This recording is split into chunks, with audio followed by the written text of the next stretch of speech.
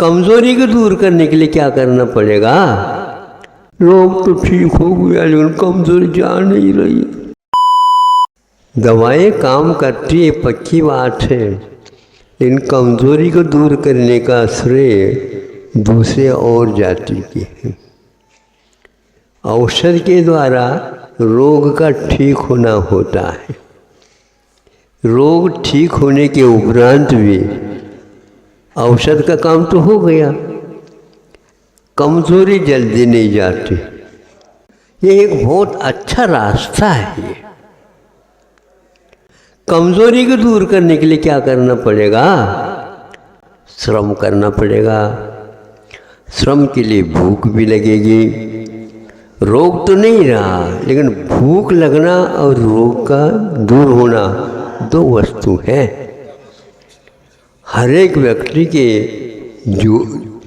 जो कमजोरी है एक सी नहीं रहती, और जो बलजोरी रहती है इसको हम औषध का गुण नहीं मानते, किंतु हमारी जो पाचन शक्ति है, हमारी अवधारणा ही है।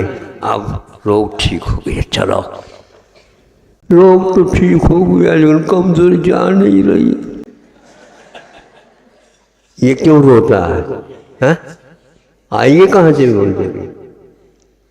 उसके लिए अब दवाई नहीं करना है, खुराक बनाओ। खुराक का मतलब क्या? दवाई के लिए देते थे, ये भी एक खुराक है, ये 5-6 खुराक है, खा लो। फिर इसके उपरांत रोग ठीक हो जाएगा। फिर शक्ति कैसे आएगी? अरे शक्ति तो भीतर है,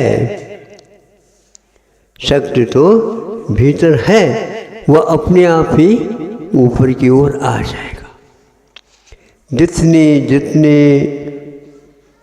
पानी के जो स्रोत है उसके सिर के ऊपर मिट्टी डली हुई है, उसको आप उठाते चले जाओ।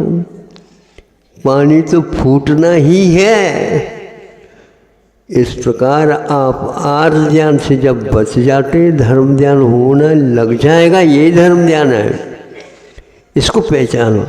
यदि आर्य ज्ञान को आपने नहीं पहचाना तो फिर धर्म ज्ञान को प्राप्त नहीं कर पाओगे। रोग को आप यदि नहीं पहचाना, फिर आप विशेष कमजोरी को दूर करने वाली वस्तु खा भी लो, वो आपके लिए पुनः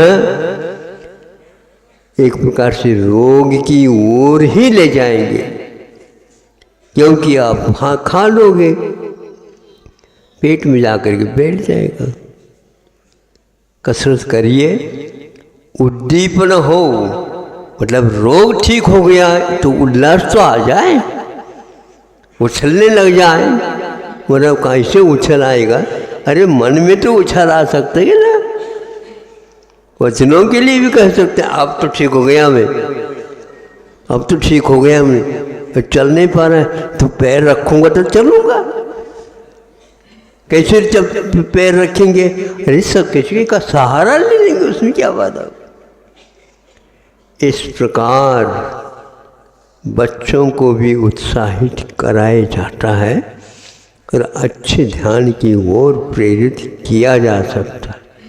कुछ लोग इसको इस रूप में प्रयोग नहीं करते हैं, उनकी कमजोरी बहुत दिन की है, इसलिए एकदम वो साहस नहीं कर पा रहा है। इसलिए हमारा आपसे ये कहना है कि मैं औषध तो हमने दे दिया, लेकिन मैं शक्तिवर्धक वस्तु मैं दे नहीं सकता, ये आप लोगों के पास है। उदारता के साथ आप काम करिए। ये मावट का दिन है, नहीं समझते? अब इसमें आध्यात्म छोड़ने का उपक्रम ऐसे ही किया जाता। प्रतीक्षा कर ले, मावट चली जाए। मावट चली कैसे जाए? किसान माना फेर रहा है? बहुत फायदा नहीं, आप नहीं समझ रहे। हाँ, अघन बरसे क्या सोनो और पौष बरसे दूनो।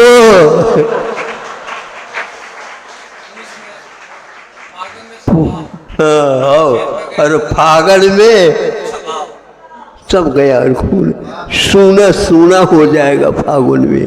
ये तो सोना और ये दूने की बात है।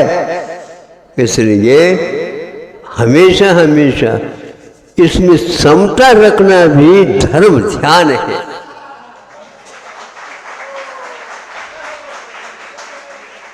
हाँ, नहीं समझे?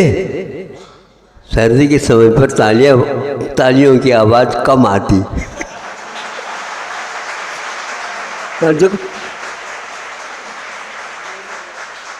अब हमारे कहने से ये कहाँ से बिजली आ गई,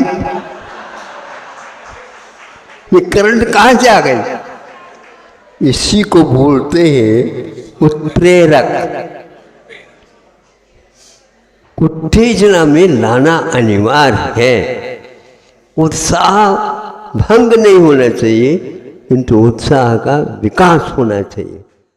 मैं जिनके लिए तरसा हर पल, वो नयन नहीं है तारे।